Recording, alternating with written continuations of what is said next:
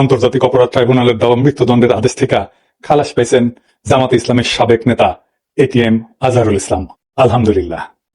Tribunal গঠনের পর মানবতা বিরোধী অপরাধের কোন মামলায় এই প্রথম কেউ পুনর্বিবেচনার আবেদনের প্রেক্ষিতে আপিলে খালাস পাইলেন। এইটা একটা ঐতিহাসিক রায়। শুনতেছি বাম সেকুলার মহলে আর্তনাদ শুরু হয়েছে, ইউনূসের সরকার নাকি রাজাকারের পাহারাদার।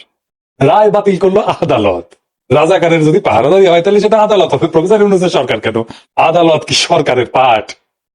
প্রফেসর ইউনূসের সরকার তো রায় বলে দেয় না। এখন রায় বাতিল করিয়া বর্তমান আপিল বিভাগ খুব গুরুত্বপূর্ণ কয়েকটা কথা বলছে আন্তর্জাতিক অপরাধ ট্রাইব্যুনালে অতীতের বিচারে আন্তর্জাতিক আইনের মানদণ্ড অনুসরণ করা হয়নি।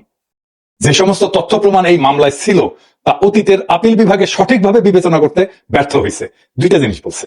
এবং ফাইনালি মতামত দিছে যেটা পর্যবেক্ষণে বলছে যে এই মামলায় অতীতের রায়ে গ্রস মিসক্যারেজ অফ জাস্টিস হয়েছে, অর্থাৎ বিচারের নামে ব্যাপক অবিচার হয়েছে।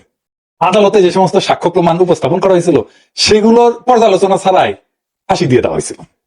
তো আপিল বিভাগ বলছে যে পৃথিবীর ইতিহাসে এটা একটা ট্রাভেস্টি অফ ট্রুথ, অর্থাৎ বিচারের নামে অবিচার।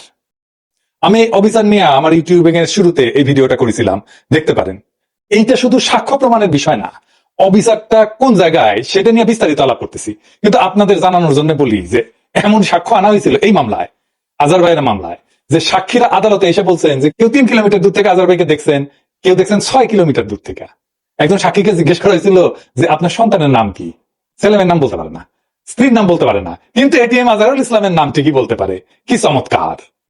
এই যে কথিত যুদ্ধাপরাধের বিচার, এর নামে কেন সেটা একটা ঐতিহাসিক অবিচার ছিল, আসেন সেটা এখন বুঝে দেখি।